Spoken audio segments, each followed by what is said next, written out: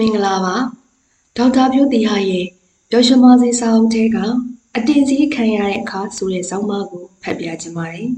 အတင်စီးခံရတဲ့အခါကျွန်တော်တို့ဘဝမှာတယောက်ယောက်ကအနိုင်ကျင့်တာစော်ကားတာဘိုးကြတာတင်စီတာတဲ့ပြောရရင်လူဘာဝါဒမျိုးတွေကြုံမှုကြမှာပါကျောင်းမှာဖြစ်ဖြစ်လုပ်ငန်းခွင်မှာဖြစ်ဖြစ်နောက်ဆုံးသွားရင်လာရင်ဖြစ်ဖြစ်ပေါ့ကိုအချင်းချင်းလဲရှိမယ်လူမျိုးကြားကလောက်တာလည်းရှိမယ်။ဖြတ်သန်းတဲ့လုပ်ငန်းတွေပဲကြုံတွေ့ရတဲ့သူတွေပေါ်မူတည်ပြီးအနည်းနဲ့အများသာကွာမယ်။လူတိုင်းတော့တစ်ခါမဟုတ်တစ်ခါကြုံမှုကြလိမ့်မယ်။နည်းနည်းလောက်ပြန်စဉ်းစားကြည့်ကြည့်ပါ။အဲ့လိုကြုံရတဲ့အခါဘယ်လိုခံစားရသလဲ။ဘယ်လိုတုံ့ပြန်ခဲ့မိသလဲ။ညာသောအားဖြင့်စိတ်တုံမယ်၊ငိုမိမယ်၊ပြင်းပြင်းထန်ထန်တုံ့ပြန်မိခြင်းလဲမိမယ်။ဒီကနေမှတဆင့်အလုတ်ထွက်လိုက်တာအလုတ်ပြုတ်တာ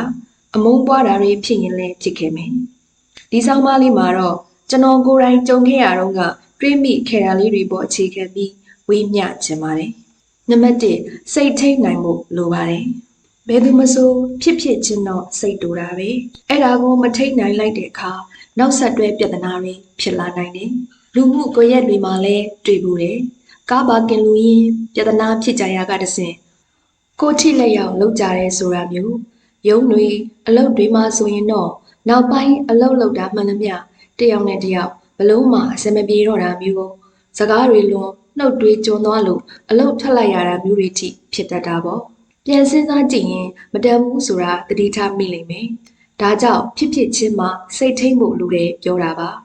ကြားဘူးတာလေးတစ်ခုရှိတယ်90-10 principle တဲ့ဘာလဲဆိုတော့ဘဝမှာကြုံတွေ့ရသမျှအရာအလုံးတွေရဲ့10%ဟာသူ့အလိုလိုဖြစ်လာတာဖြစ်ပြီးကျန်တဲ့90%ကတော့အဲ့ဒီ10%ကိုဘလို့တုံ့ပြန်လိုက်တယ်လဲဆိုတာရဲ့အကျိုးဆက်ပါတဲ့ဥပမာပြောရရင်လမ်းမှာကားပိတ်လို့စိတ်တိုးတဲ့အလုပ်ကိုရောက်သွားတယ်ဆိုပါတော့ကားပိတ်တာကကို့ကြောင့်မဟုတ်ဘူးကိုထိမ့်ချုပ်လို့လည်းမရဘူးဒါပေမဲ့အဲ့ဒါကိုစိတ်တိုးတယ်တိုးတဲ့စိတ်ကိုအလုပ်သေးသွားတော့ဟိုမှာလုပ်ဖို့ကိုင်ဘတ်တွေ customer တွေနဲ့ပြဿနာတက်ပြီးတနေ့ကုန်အဆင်မပြေတော့ဘူးဒီတော့ကားပိတ်တာဟာရှောင်လွှဲလို့မရတဲ့10%ကျန်တဲ့90%ကတော့ကားပိတ်တဲ့အပေါ်တုံ့ပြန်လိုက်တဲ့ကိုယ်လုပ်ရက်တွေရဲ့အကျိုးဆက်တွေဖြစ်ပါတယ်ဒီလိုလေးမြင်ကြည့်လိုက်တဲ့အခါတခုခုတုံ့ပြန်တော့မယ်ဆိုတဲ့အခါတိုင်းကိုယ်စိတ်ကိုပိုပြီးထိန်းချုပ်နိုင်လာတယ်ခဏလေးပဲစိတ်ကလွတ်ထွက်သွားတာပဲဒါပေမဲ့နောက်မှဆက်လိုက်လာမဲ့ပြဿနာကအများကြီးဒီအတွက်မလဲတင်ဘူးလို့မြင်လာတယ်။နောက်ပုံမြင်တစ်ခုလည်းရှိသေးတယ်။မွေးတကောင်ဟာသူ့ကောင်းပေါ်မှာပြားလာနားလို့စိတ်တွေတိုးရင်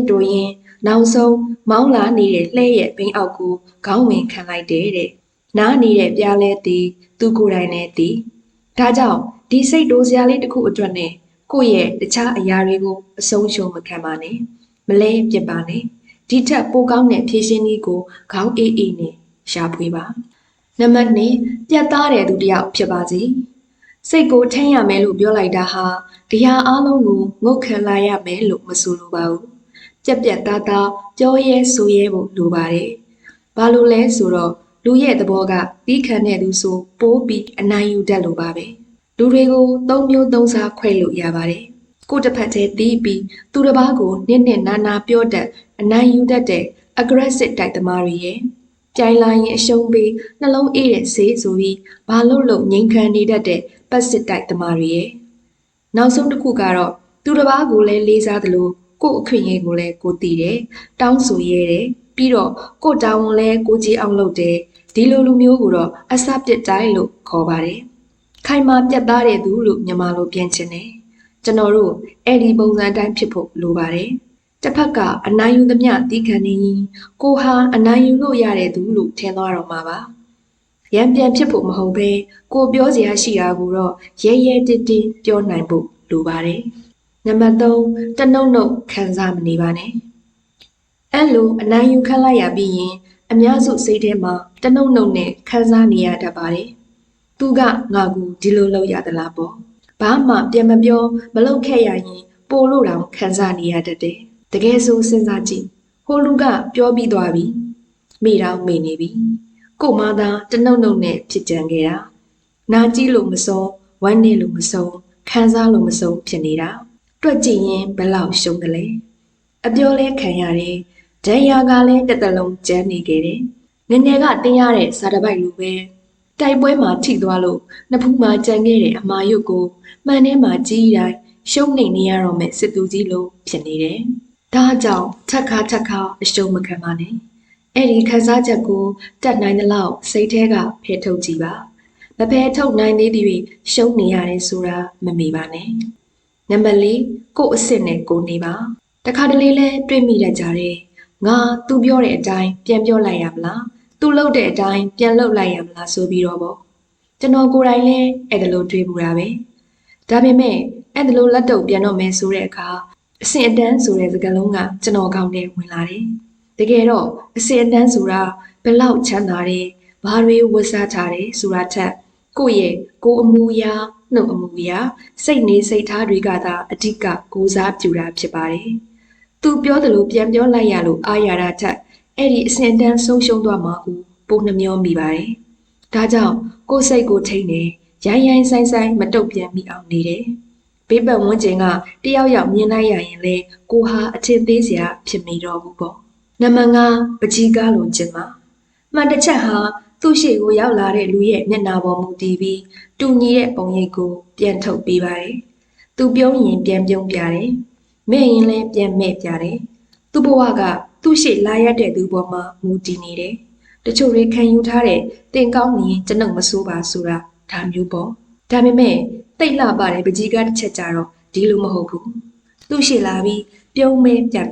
မဲပဲပြသူကတော့လှပတဲ့ရုပ်ပုံလေးကိုအမြဲပြနေမှာဖြစ်ပါတယ်ကျွန်တော်တို့လည်းအဲ့ဒီပကြီးကားလိုခံယူနိုင်မှုလိုတယ်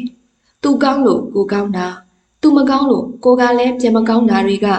စိတ်သက်မြင့်မြတ်သူတွေလုံလိမ့်မရှိပါဘူးသူတို့ဟာသူတို့ပုံစံအတိုင်းပဲနေပါတယ်ကိုရှိဘယ်လိုလာလို့ပြနေတယ်လဲဆိုတာနဲ့မဆိုင်ဘူးသူတို့ရဲ့ကိုယ်ပိုင်မှုနဲ့ပဲဆိုင်တယ်လက်စားချီတယ်တုတ်ပြန်တယ်ဆိုတာမျိုးတွေသူတို့စီမှာမရှိဘူးဒါတွေအတွက်နဲ့လဲတန်မိုးချီတဲ့အချိန်တွေကိုအလတ်ဟတ်တာအကုန်မခံဘူးနံပါတ်6သူတို့ကိုပြောင်းလဲမပေးပါနဲ့ကိုမပြောင်းလဲသွားအောင်လားထိန်ပါကြည်ဘူးတဲ့ဇာတ်ကားတစ်ခုရှိတယ်မတရားမှုတွေကိုကိုကျိုးစွန့်အနစ်နာခံရင်တိုက်ဖြတ်ပင်မယ်လဲနောက်ဆုံးမှာမတရားသူတွေကသာပန်းပန်သွားတယ်ဆိုတာကိုရိုက်ပြထားတဲ့ဇာတ်ကားလေးပေါ့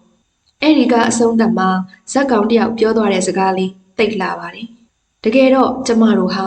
လောကကြီးကိုပြောင်းလဲနိုင်မလားလို့စူးစမ်းခဲ့ကြတယ်တကယ်တမ်းကျမတို့ရုန်းကန်လှုပ်ရှားခဲ့ကြတာဟာလောကကြီးကိုကျမတို့ကပြောင်းလဲနိုင်ဖို့မဟုတ်ဘဲလောကကြီးကကျမတို့ကိုမပြောင်းလဲပြစ်နိုင်ဘူးပဲဖြစ်တယ်တဲ့ဟုတ်တယ်အရင်ကတော့အဲ့လိုပဲလောကကြီးကိုပြောင်းလဲဖို့ကိုယ့်ပတ်ဝန်းကျင်ကလူတွေကိုပြောင်းလဲဖို့စိတ်ကူးခဲ့ဘူးတယ်ဒါပေမဲ့တကယ်လက်တွေမှာအင်မတန်ခက်ခဲတာကိုတွေ့ရတယ်တစ်ချိန်လုံးဆိုးလာခဲ့တဲ့လူတစ်ယောက်ဟာနောင်တတွေရပြီးပြောင်းလဲသွားတယ်ဆိုတာဇာတ်ကားတွေထဲလောက်ပဲရှိတယ်အပြင်မှာကတော့သူတို့တွေဟာနောင်တလည်းမရဘူးမှားမှန်းလည်းမသိကြဘူးဒါကြောင့်သူတို့ကိုမှားမှန်းသိအောင်နောင်တရအောင်ကြိုးစားနေမယ်အစားကိုကသူတို့လိုဖြစ်မသွားအောင်ပဲထိမ့်သိမ့်တာကပိုလက်တွေ့ကြပါလိမ့်မယ်အခုဖတ်ပြခဲ့တာကတော့ဒေါက်တာဖြိုးတီဟာရဲ့ပျော်ရွှင်ပါစေစာအုပ်ထဲကအတင်စီခံရတဲ့အခါဆိုတဲ့ဆောင်းပါးလေးပဲဖြစ်ပါတယ်ကျေးဇူးတင်ပါတယ်ရှင်